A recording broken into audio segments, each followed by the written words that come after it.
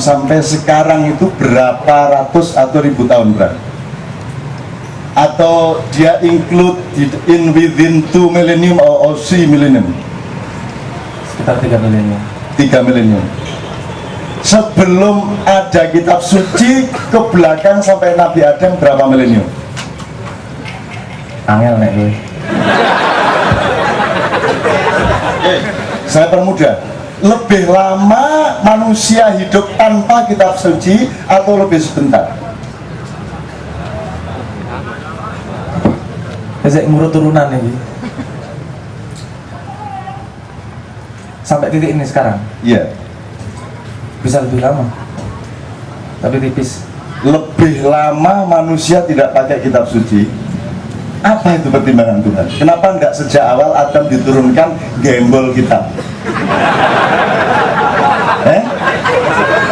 Tak enak sih. Diturunkan karo nganggo tas cangklong itu ya.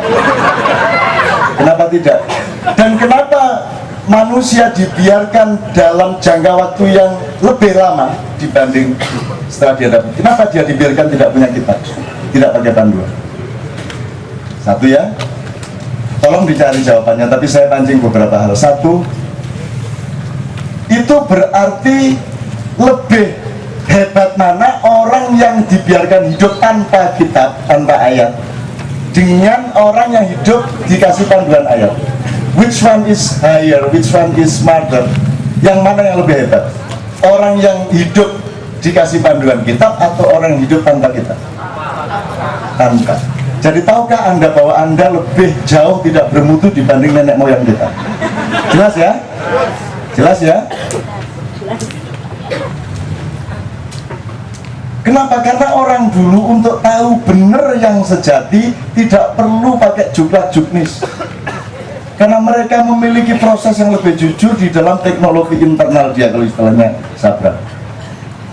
Orang dulu kira-kira 6.000 tahun yang lalu itu pusat listrik itu tidak di-remote pakai benda di luar diri seseorang, di-remote melalui gelombang dan aura prananya, karena dia punya pengolahan batin sedemikian rupa sehingga tidak pakai gardu-gardu listrik, cukup dengan satu kristal besar di sebuah lapangan. Dari situ seluruh negeri diterangi, yang dikontrol oleh kepala PLN yang menggunakan kejujuran hatinya.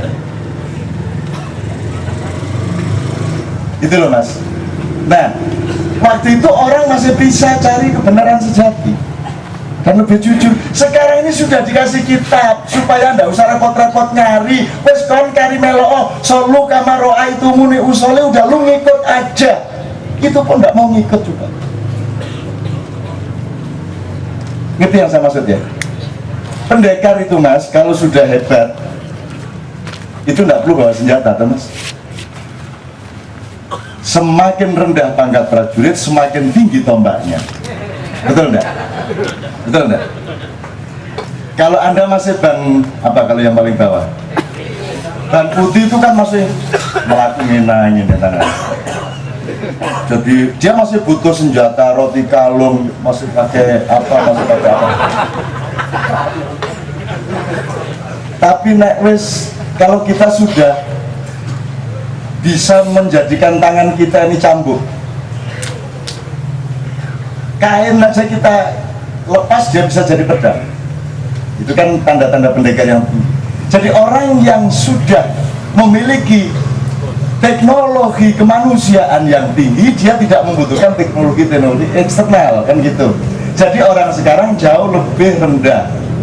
Itu bukan hanya kemampuan berpikirnya, kemampuan intelektualnya, bukan karena struktur rohani dan mentalitasnya saja, tapi juga jasadnya atau fisiknya pun mengalami degradasi. Jadi Nabi Adam itu tingginya kira-kira 15 kali lipat lah kalau dari orang sekarang. Setelah sekian ratus tahun sampai ke Nabi Nuh saja, Nabi Nuh itu umurnya 990 tahun. Kalau Anda kan 190 tahun kayak presiden piro yang dialami. Dan 50 kali dia berinteraksi dengan malaikat Jabrail. Kalau sekarang disebut Jibril. Kalau di zaman Jawa pra Ibrahim disebut Jabarala, Joborolo. Itu 50 kali dia seminar sama si Jabroel ini, sama Jabarala ini, Nabi Nuh. Waktu itu orang bisa omong-omongan sama binatang. Jadi kalau yang diumumkan bahwa Nabi Sulaiman bisa ngomong sama semut itu sudah output sekian generasi sebelumnya.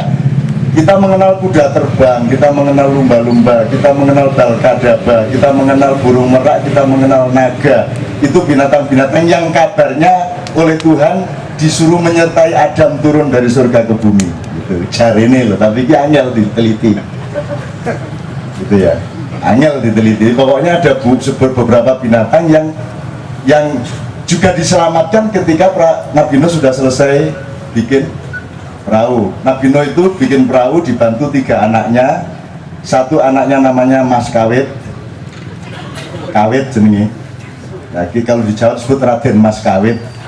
Anak yang kedua namanya Kan'an, yang ketiga namanya Hashim.